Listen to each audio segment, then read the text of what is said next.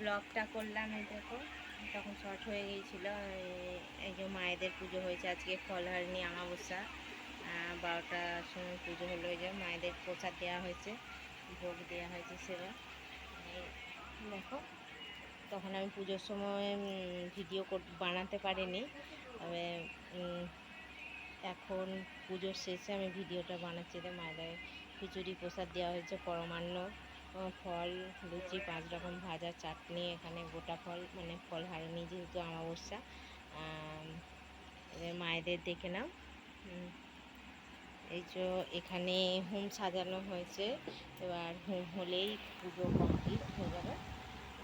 ঢাকা দেওয়া আছে নতুন কাপড়ে। এই যে দেখালাম এখানে, দেখছি এখানে এখানে এই যে তখন শর্ট করেছিলাম, বুঝতে পারিনি। গোপালের কাছে নিয়ে যাচ্ছি। এখানেও সেবা দেওয়া হয়েছে, তবে অন্ধকারের জন্য তোমাদেরকে দেখাতে পাচ্ছি না। এই যে গোপাল,